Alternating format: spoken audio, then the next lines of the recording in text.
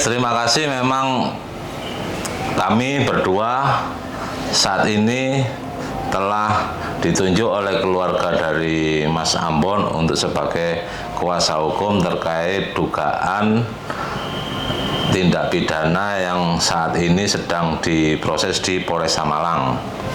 Jadi tentunya kami sudah sejak tanggal 30 setelah kami resmi mendapat kuasa, kami telah melakukan upaya pendampingan dari Mas Ambon mulai dari saat penyidikan hingga pada saat terakhir tanggal 4 kemarin kita telah mengajukan permohonan penangguhan penahanan yang secara surat, secara resmi sudah kami sampaikan, yang tentunya sampai saat ini kami belum mendapatkan tanggapan dari pihak Polresta Malang.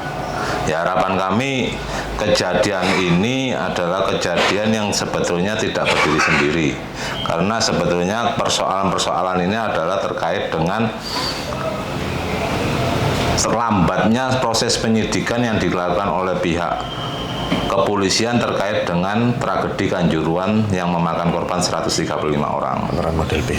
Jadi tentunya di sini adalah terkait dengan tidak ditindaklanjutinya laporan kami, laporan model B yang sudah kami laporkan sejak bulan November tahun lalu sampai saat ini, tentunya sampai dalam masih dalam tahap penyelidikan. Nah, ini yang tentunya membuat kami kecewa bahwa di sini jelas-jelas tidak ada keseriusan dari pihak penegak hukum, khususnya dari pihak penyidik untuk aktif menangani persoalan tragedi Kanjuruhan ini.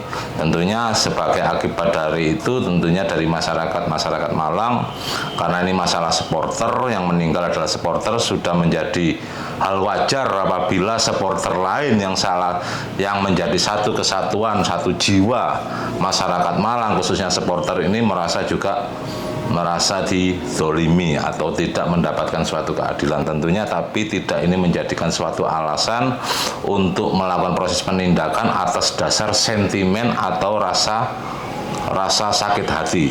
Tapi harapan kami adalah proses hukum ini berjalan semestinya.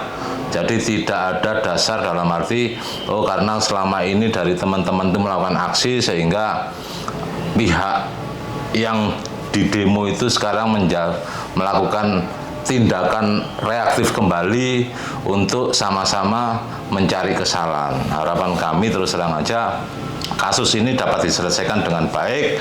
Tentunya permohonan penangguhan penahanan kami dapat direalisasikan dan persoalan ini dapat diselesaikan secara kekeluargaan. Saya pikir itu mungkin dari Mas Yesta bisa nambahkan. Monggo Mas Yesta. Terima kasih Pak Joko. Saya hanya mempertegas saja bahwa terkait laporan model B, kami selaku penasihat hukum dari keluarga korban itu berharap dan tentunya harapan kami adalah bagaimana treatment atau memperlakukan laporan model B ini juga harus sama dengan laporan model A yang secepat kilat menurut kami. Begitupun yang terjadi pada laporan dari perkara yang ada di kantor perusahaan atau kantor Arema.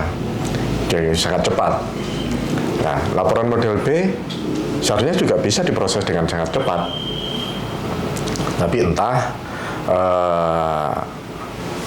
ada kendala apa dari penyidik sehingga tidak bisa memperlakukan laporan model B ini dengan sangat cepat. Padahal dari alat bukti yang ada sudah sangat cukup, baik itu bukti-bukti surat, bukti saksi, barang bukti juga sudah kami serahkan semua. Tapi sampai hari ini tidak ada peningkatan status dari penyelidikan ke penyidikan. Jadi mohon untuk segera dilakukan kajian seserius mungkin oleh penyidik Polres Malang terkait laporan model B untuk segera dinaikkan dalam status penyidikan. Kalau saya itu yang perlu saya tambahkan tentang kerusakan yang ada di kantor Arema. Memang kalau secara hukum siapapun yang bersalah di depan hukum memang harus ditindak.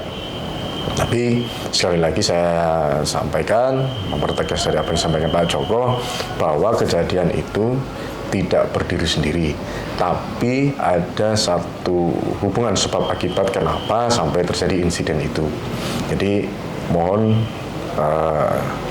para pemangku kebijakan bisa melihat satu perkara ini lebih komprehensif dan lebih bijak lagi, sehingga esensi atau substansi persoalan yang ada bisa terselesaikan dengan tuntas tentunya. Begini itu Pak Joko. Iya, saya rasa cukup itu yang perlu kami sampaikan. Terima kasih atas kehadirannya.